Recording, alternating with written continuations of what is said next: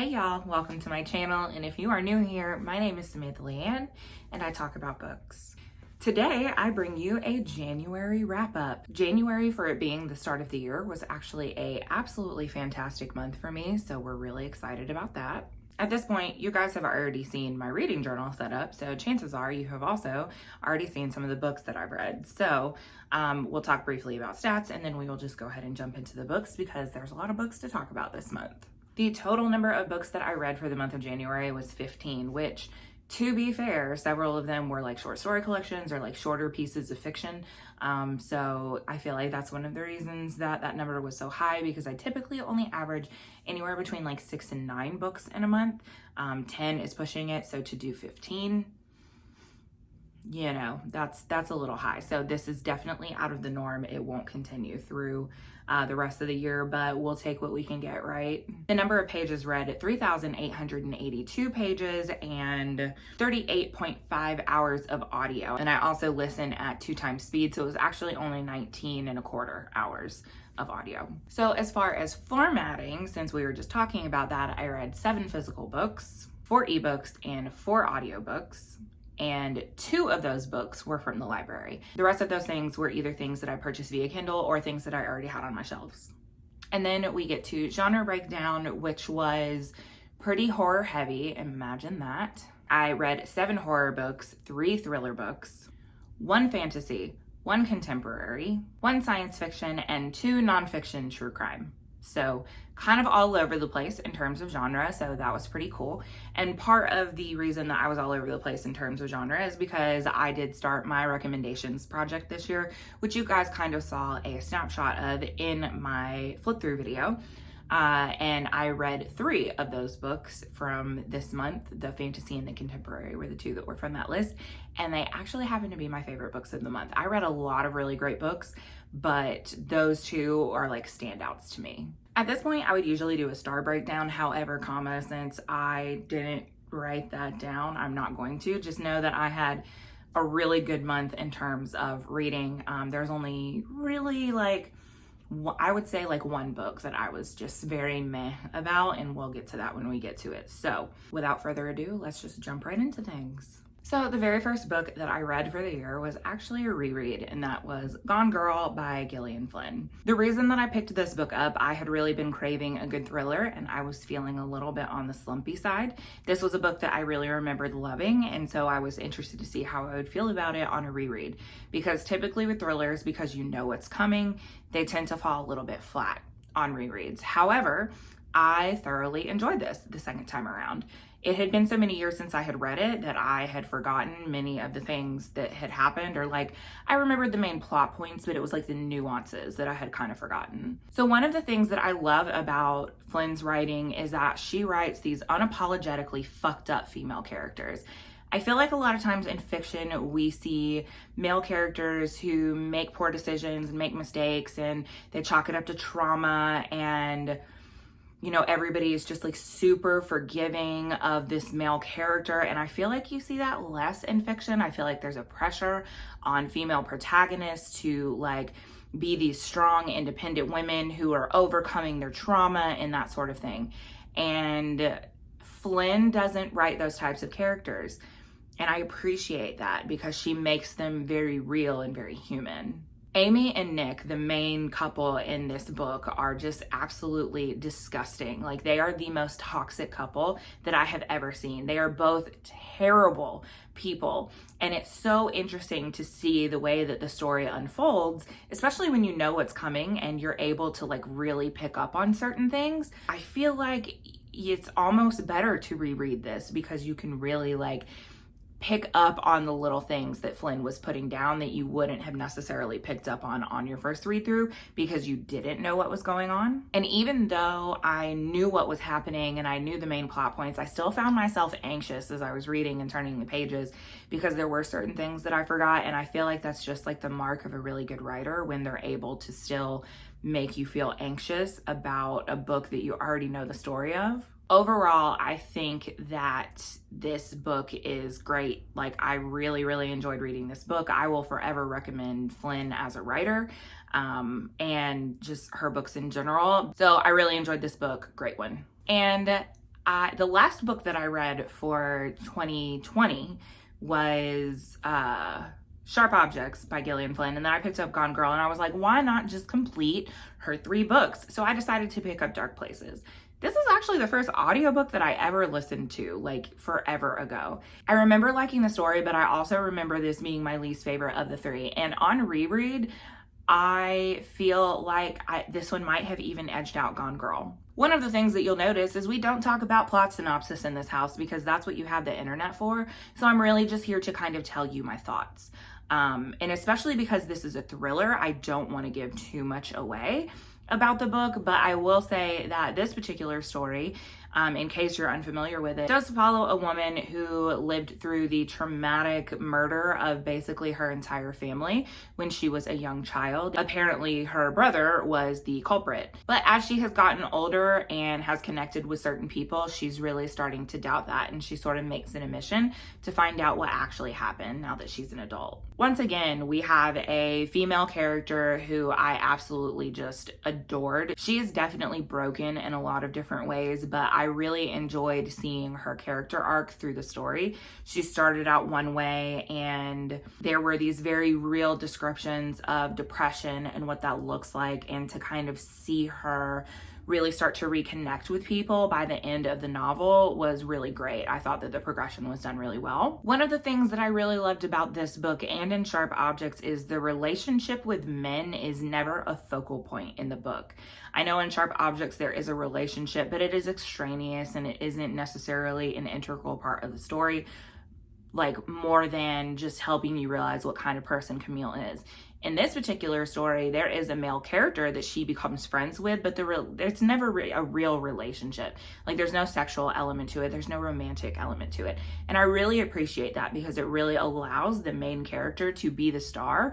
And it really shows that, you know, stories that have a female protagonist don't always have to have a romantic element. There's nothing wrong with stories that do, but I find it refreshing sometimes to read books like this. I loved the progression of her relationship with Lyle, who's the friendship that I mentioned, and the relationship that she begins to develop with her brother as she begins to investigate. And then of course her Aunt Debbie, there's this moment towards the end that is just a really like feel-good moment. Again, as she begins to like reconnect with the people from her past that she has done shitty things to because she was so in hate with herself. I wouldn't even really call this a thriller. There are moments that can get a little tense, but it's definitely more of like a medium-paced book. Definitely a character study and a mystery, like family mystery. And just the way that everything kind of came together at the end, I think that she did a really good job of like putting a nice little bow on things without it being like too much, if that makes any sense. So overall, this book was I just really enjoyed it. So next I began my foray into Clive Barker, okay? I feel like I've talked about this several different times where Clive Barker, I have a love-hate relationship with him and his writing. I wanted to read the first 3 volumes, which I own, in this bind-up. And yes, I did count each of the Books of Blood as 3 separate books because they are technically published separately. So sue me. But there were some hits in here. There were some misses. It's weird. I don't know. I'm not going to hold this book up the whole time just because it's a little bit like too much for me. But I am going to be going through each of the Books of Blood and kind of talking about the like overall themes and some of my favorite stories. So here we go. So volume 1 houses 6 stories. The very first story is the Book of Blood.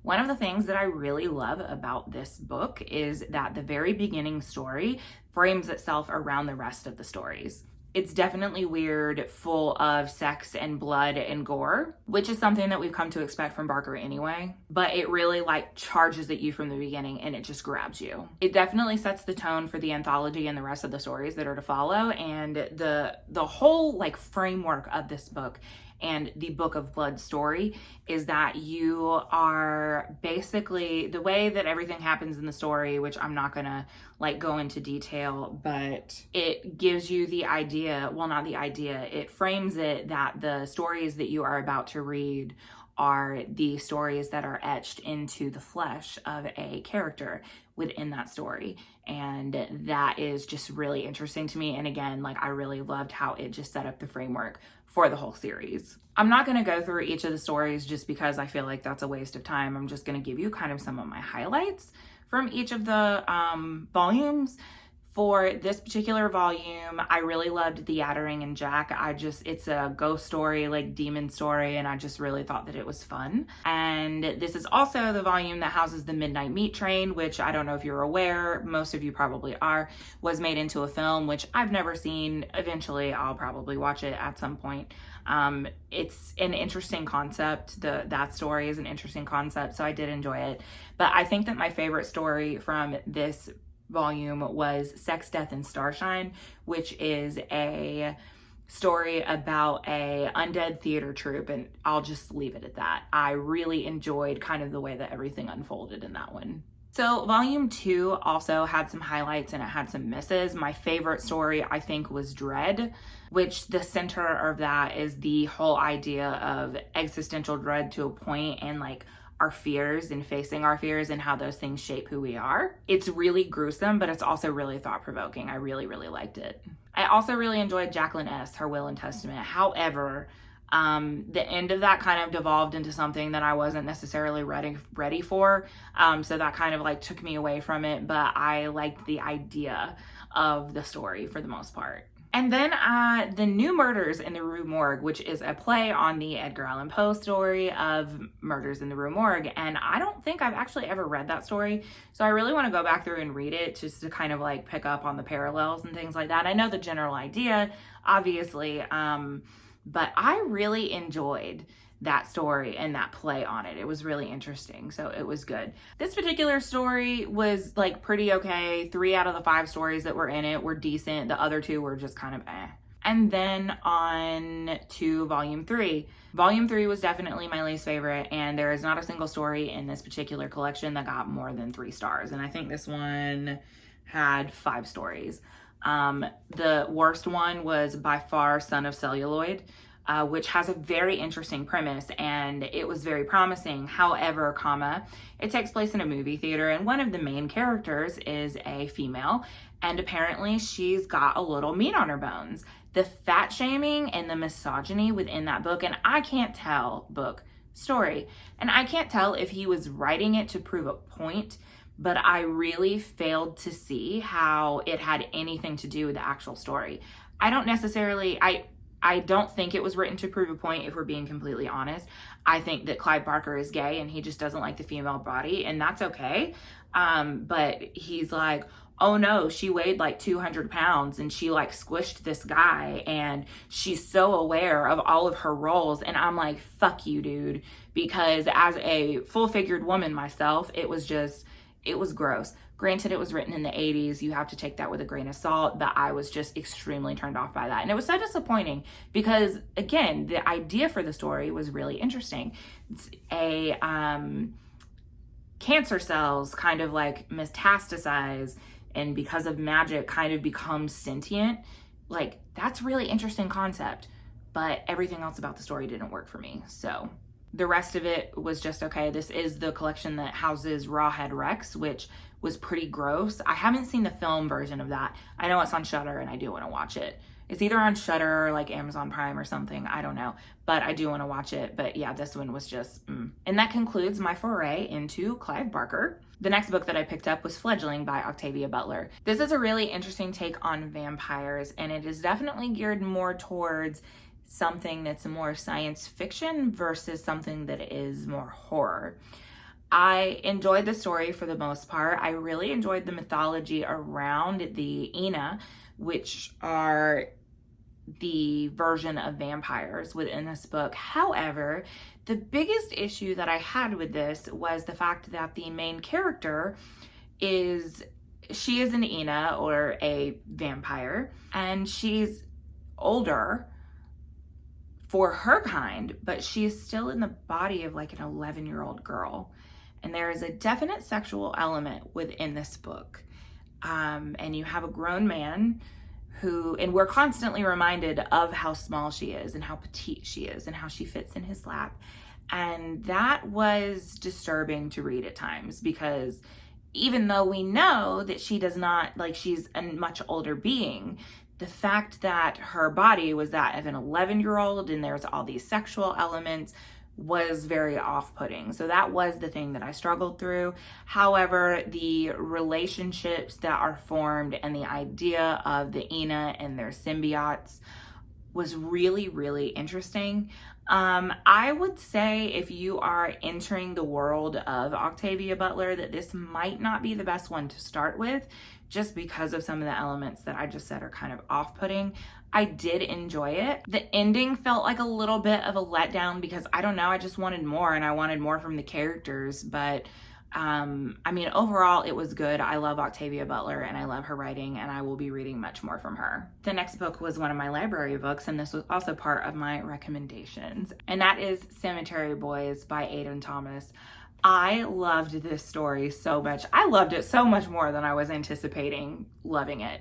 I knew that I was going to like it because Adri from Perpetual Pages is the one who gave me this recommendation. And I had known that this was like their brand, that they loved this book so much. And it was definitely on my radar. I wanted to read it. I really loved this story so much. I loved the characters. Yads and Julian were just...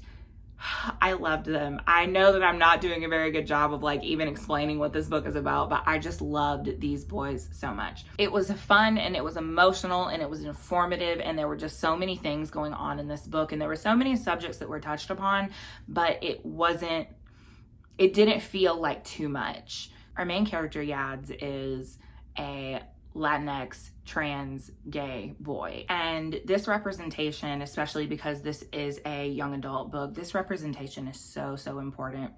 And I can't speak for how well done it is, but from a lot of the reviews that I have seen, including Adri's review, and I will actually link that up above because they are way more qualified to talk about the importance of this book than I am. I will say that it is important, but again, I highly encourage you to go watch their video because it is excellent. But there's so many different intersectionalities in this, especially for Yads being gay and being trans and being Latinx, and the idea of proving yourself to yourself and the people around you to get them to accept who you are, and then having people and finding people who give you the love that you deserve for being exactly who you are, unapologetically so. I loved that aspect of the story. I love how steeped in culture this book was.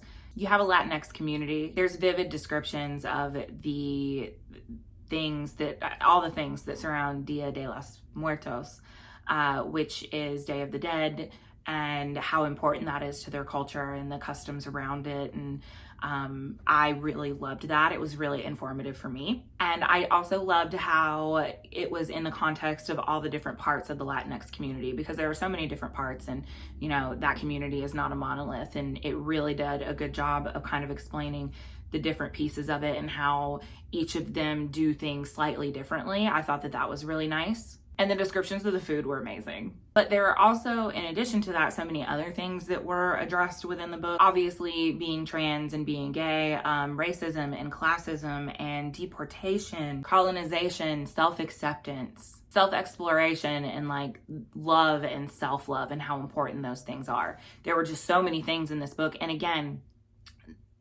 Aiden Thomas was able to talk about all of those things in a real way without it coming across as being too much.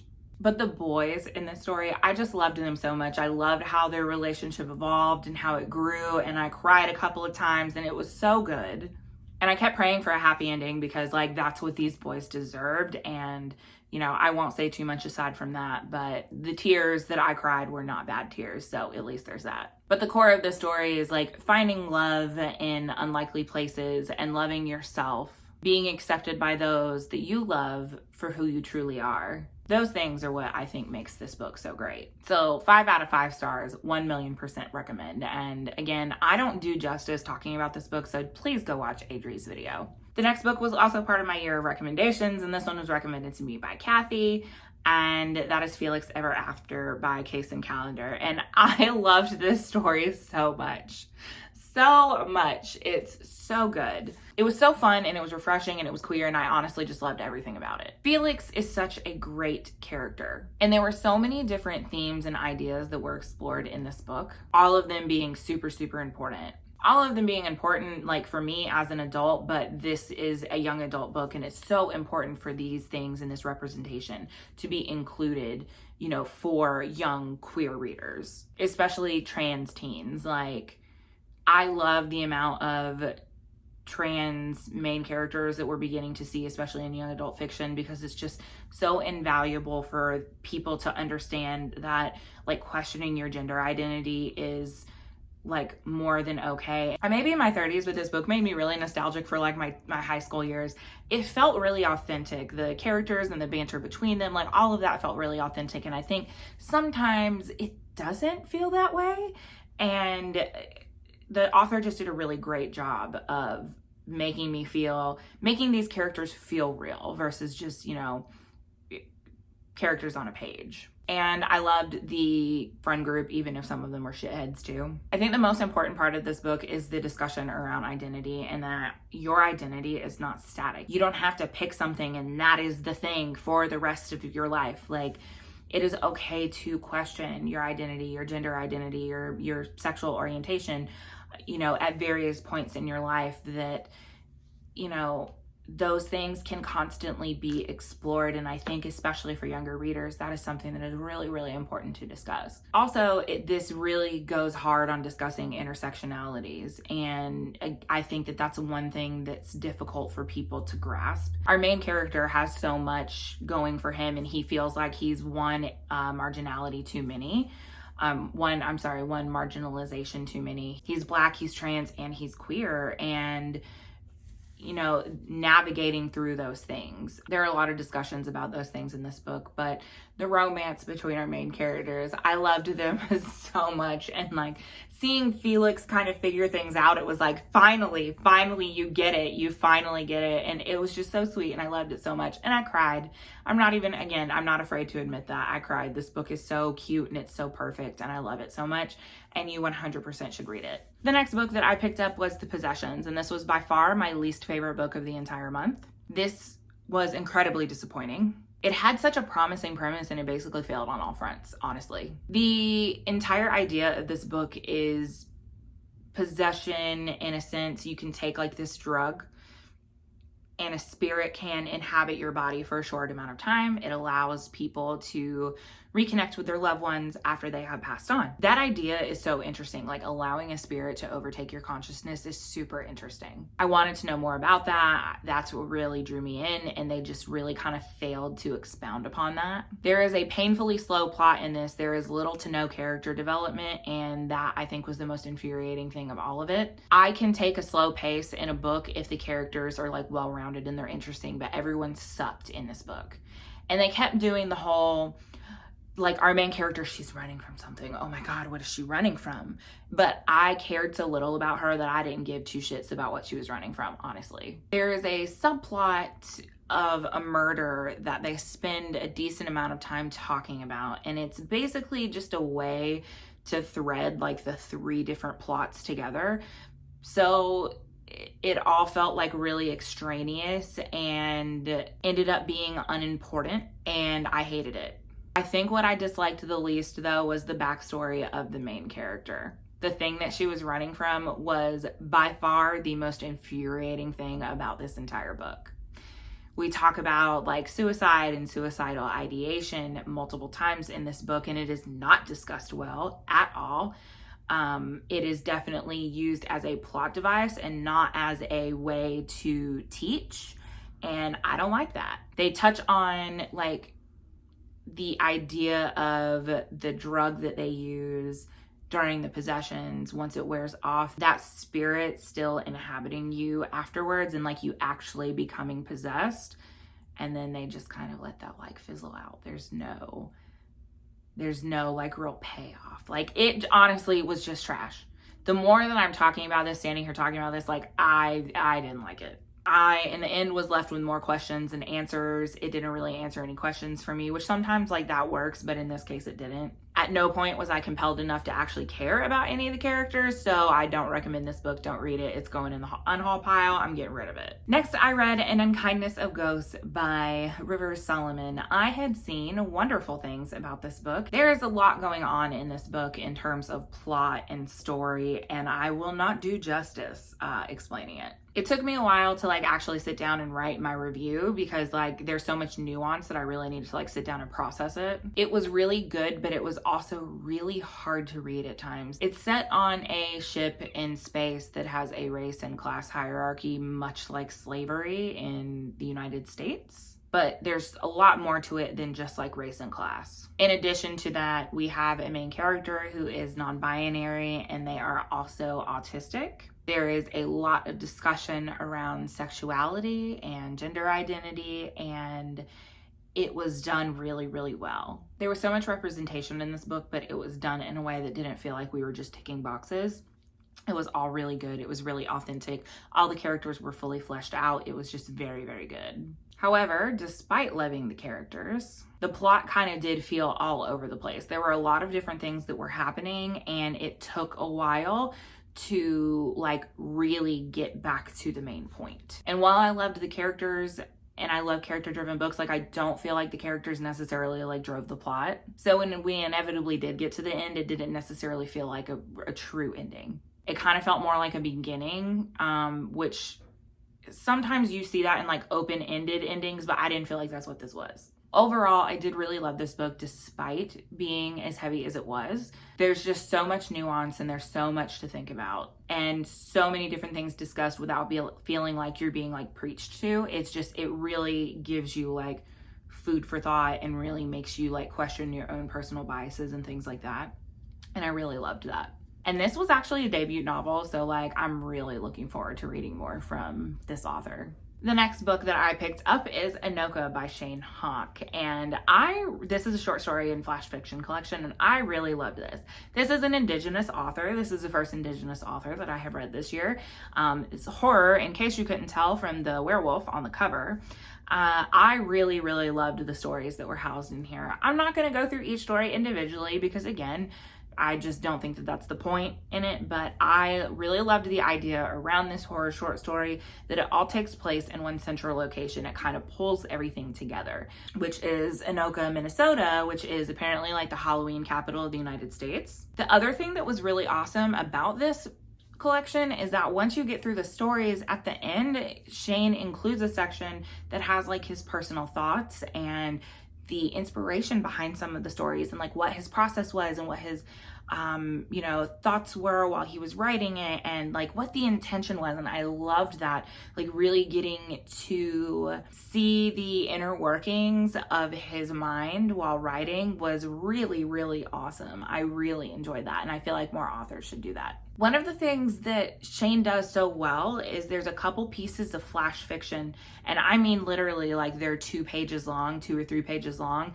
and they just punch you straight in the gut, and that takes so much skill to be able to get that sort of reaction for me, especially in that short of time. I am so looking forward to reading more from him. So 5 out of 5, I so highly recommend this. Like, you should definitely read it. The highlight stories were for me Soilborn, Imitate, and Transfigured, I think were my 3 favorites from the story. But again, all of them were so, so good. Highly recommend. Please read it. Next, I read Lovecraft Country by Matt Ruff. I was really hesitant to pick this one up. Reason being is that I've read certain Lovecraftian things before, and I've actually never read Lovecraft myself, to be honest. But I've read certain Lovecraft things before, and I really did not like them. So I was a little bit apprehensive whenever I was going into this, but I actually did enjoy it. It did feel a little bit inconsistent because the beginning of the story really grabbed me and yanked me in, but it kind of felt like I was going back and forth between being invested and being uninvested. And I think that that was just because of the pacing of the story overall. What struck me the most about this book is the entire racial aspect of it, and the main characters within the book either own or work for a travel agency run by Black people who travel and find the safe areas for Black people to travel. And the fact that they even have to do that is awful. It takes place in the 50s after Korea. And they explore the idea of sundown towns, which sundown towns still exist today. I'm from South Carolina, and that is a real thing here, unfortunately, even in the year that we live in now. I did find some of the character jumps and some of the time jumps because you had different things from different character perspectives. And then again, some of the time jumps, like I found that to be pretty jarring, and sometimes it would take me a minute once we would move on to the next section to like really get back into the story, because that aspect was so jarring. I did have trouble like following what was happening a couple different times, but despite those things, like it still really was entertaining and I did enjoy it. I did really like how different sections of the book too, something that I forgot to mention, different sections of the book were almost like set up as certain tropes. Like there was one that was kind of more of like the haunted house type trope, and various other ones. And I did really like that. I thought that it was a nice touch, but I mean, overall, I did really enjoy it. I would recommend it, especially if you're like a Lovecraft fan. The next book was a Audible original. It was just like a 3-hour, like little audiobook, true crime. It was The Demon Next Door. It's about a serial killer in a small town in Texas. And it is very short. It's very well researched, but it focused more on the aspect of like this town could not believe that this boy from this family that was so well known, and he was so nice and the family was so nice, they just could not believe that he would do something like that. And subsequently, because nobody believed that he would do something like that, they failed to get him the help that he needed, and women died because of it. And again, it was very well researched. There were interviews with different players within his life, but it focused more on the things that he did rather than why he may have been the way that he was. And that is what interests me about true crime, is I don't necessarily want to read about the crimes themselves. I want to know more about the person and why they are the way that they are. That's the part that's fascinating to me. So again, like I just wanted something quick. I needed like a palate cleanser, I guess, so to speak, while I was trying to figure out what to read next. And again, ended up on this one. So it was decent. If you just wanted something quick, I would recommend it. And then I decided to pick up another true crime, and this was Blood in the Snow by Tom Henderson.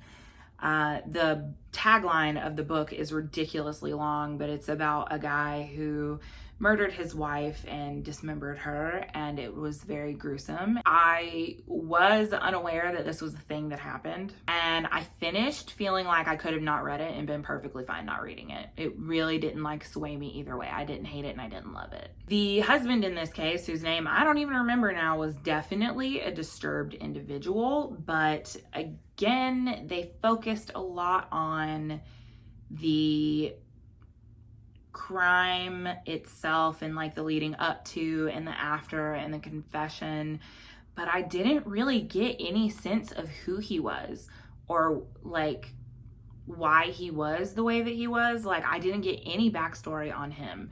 And the other thing that they really failed to do is they really failed to make me feel anything for the victims. Like obviously it's terrible that this thing happened to this person, but they spent so little time focusing on her like as a victim. There are really only 2 passages that I can think of off the top of my head that they were like really like, this is who she was and it's such a tragedy that she left. And also I didn't get a sense of their relationship either. There were things that they really could have done better in this one. So again, it was okay. I wouldn't necessarily recommend it. And the very last book that I read for the month is Crossroads by Laurel Hightower. And this book has been on my radar for a minute. I've never read Laurel Hightower. I do follow her on Twitter. And I remember when this book was coming out and I was really interested to read it. And I finally got to it, and wow, the emotion within this book, and it is horror, the emotion in this book is like second to none. Chris, who's the main character of the story, she has lost her adult son to a tragic accident, and she's really struggling with that, as you would. She goes to the cross by the roadside where his accident occurred like pretty much every day. And I don't really want to go too far into the actual like plot of the book, really. I think that it's better if you just go in to it and read it. I typically have a harder time connecting with stories about motherhood because I'm not a mother. I don't think that I'll ever be a mother. However, the grief that comes across in this book is just written so well, and I felt that. You know, it's a story that's about more than just motherhood, and she does such a great job of that. And the ending fucked me up. The whole story is gruesome and it's heartbreaking, and the way that the ending came out of nowhere and the ambiguity that surrounds it, I am here for it. It very much reminds me, like the ambiguity surrounding it, very much reminds me of Come Closer by Sarah Gran. Like, not the story itself, but the ambiguity that surrounds it. It really reminded me of that. I really, really loved it. I gave it 5 stars. One of my favorite books in the month. I cannot recommend it enough, and I'm really looking forward to reading more of her work. All right, so that is all I have for you guys today. 15 books later. Hopefully this isn't 8 million years long, but it probably is. So let's just go ahead and wrap it up. Have you read any of these books? If you have, comment down below. Let me know what you thought of them. If this is your first time here, hi, hello, and welcome. If you like what you see and you want to see more, you can click thumbs up. You can hit subscribe if you haven't already. All of my social media links can be found down below. You can find me on Twitter, Goodreads, and Instagram. There's also a couple of links down there that will allow you to support me in any way that you see fit. But that is all I have for you guys today. I'm not going to talk about what's next because I don't know what's next. But yeah, thank you guys so much for watching, and I will see you all next time. Bye.